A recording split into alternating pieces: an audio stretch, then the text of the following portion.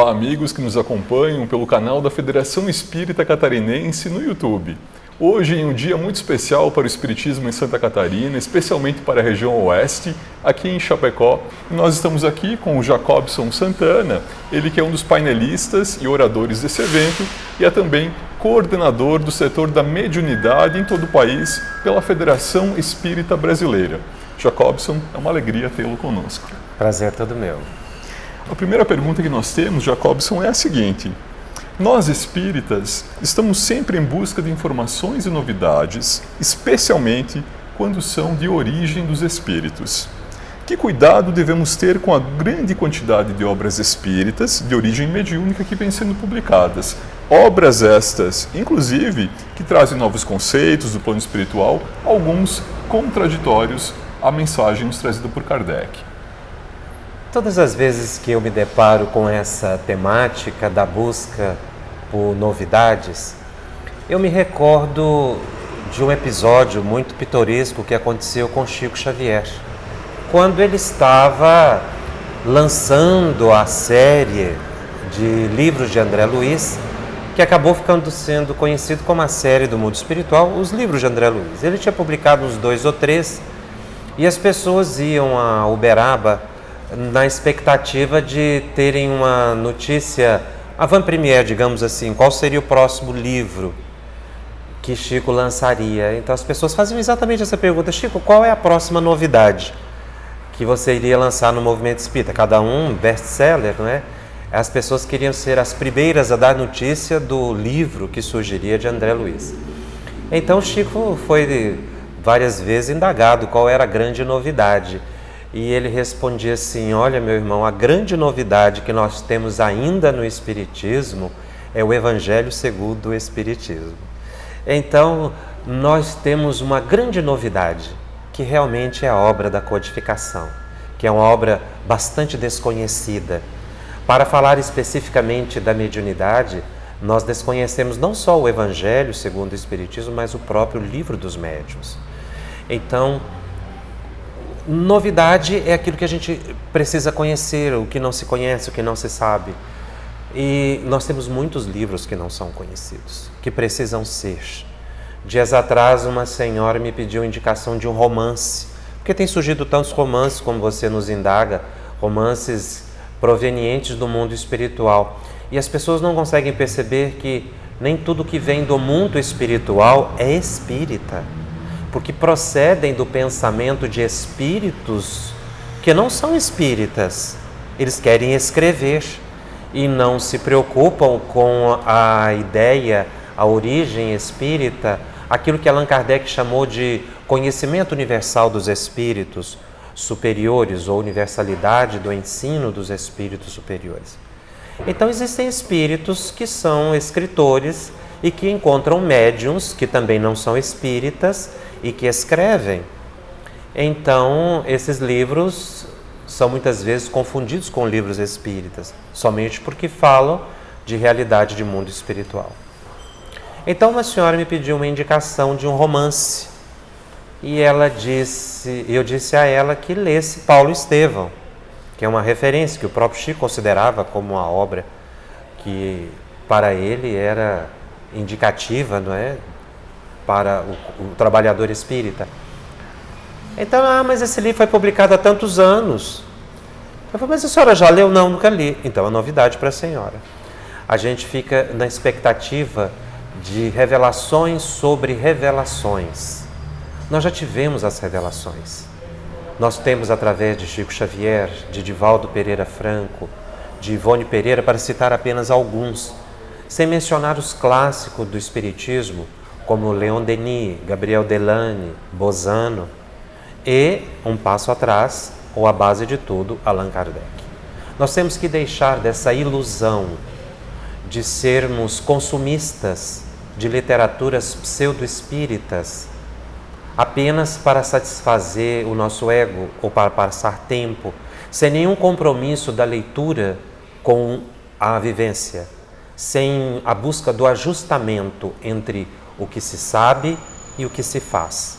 Nós temos que nos debruçar sobre obras que nos deem condições de repensar o psicológico, o hábito, nós mesmos. E estas obras são as que já nos foram enviadas. Obviamente que o plano espiritual não se calou. Então nós podemos receber mensagens que nos trazem alento e consolo. Mas precisamos saber diferenciar se essas obras são efetivamente espíritas ou não. E teremos condições disso se observarmos a concordância do conteúdo dessas obras com Allan Kardec. Então, realmente, o movimento espírita está cheio de novidades. Precisamos ir atrás dessas novidades, que são as obras de base e aquelas trazidas por médiuns de referência, que dedicaram uma vida inteira para mostrar o que é saber e ser.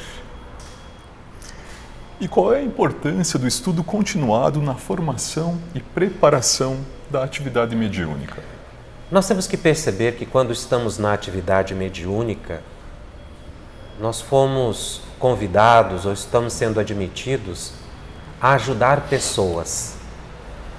Ajudar pessoas que estão no plano físico e pessoas que estão no plano extrafísico. Ajudar pessoas demanda competência, demanda habilidades.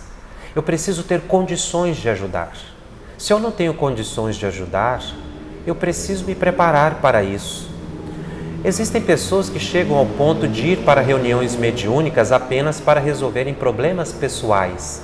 Se afastam por um tempo e quando as dificuldades chegam, elas retornam, porque elas não compreenderam que a prática mediúnica na visão espírita tem duas finalidades: a caridade e o aprendizado.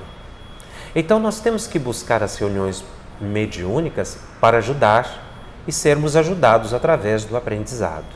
Mas não para resolvermos problemas pessoais, como normalmente nós acreditamos, que vamos resolver o problema doméstico, o problema financeiro, através do auxílio dos espíritos, exigindo dos espíritos o que nem eles mesmos podem fazer, porque isso decorre muitas vezes de compromissos assumidos por nós e de obediência às leis divinas. Então, ir para a reunião mediúnica demanda preparação. Eu preciso me adequar à tarefa, me especializar na atividade, se sou esclarecedor no chamado diálogo, ou se sou médium em qualquer posição, eu preciso estudar, eu preciso saber, para que me torne um instrumento dócil na mão dos espíritos superiores.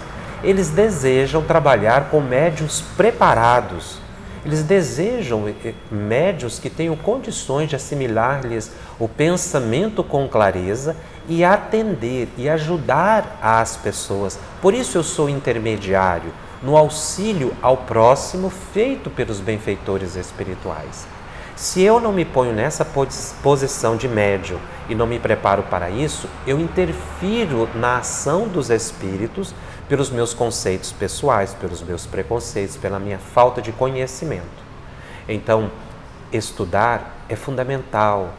Como é que eu vou desejar que o médico, o enfermeiro ou qualquer profissional da área de saúde, para usar apenas essa especialidade como exemplo, possa atender um enfermo se ele não tem habilitação para isso?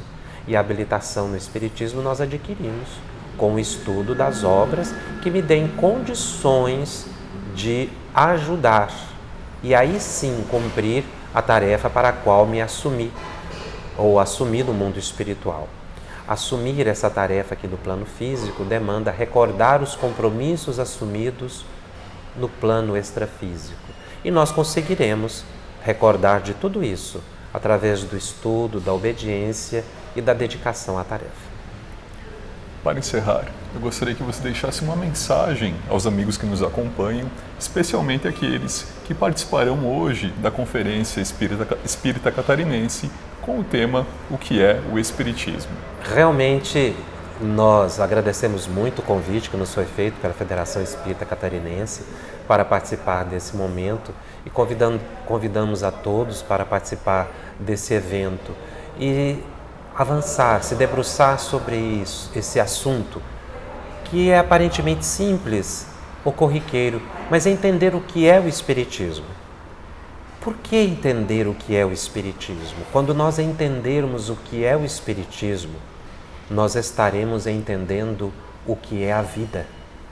O Espiritismo não estuda a morte, o Espiritismo estuda a vida, na dimensão plena, o ser interexistencial, o ser integral, numa visão holística do conhecimento do ser.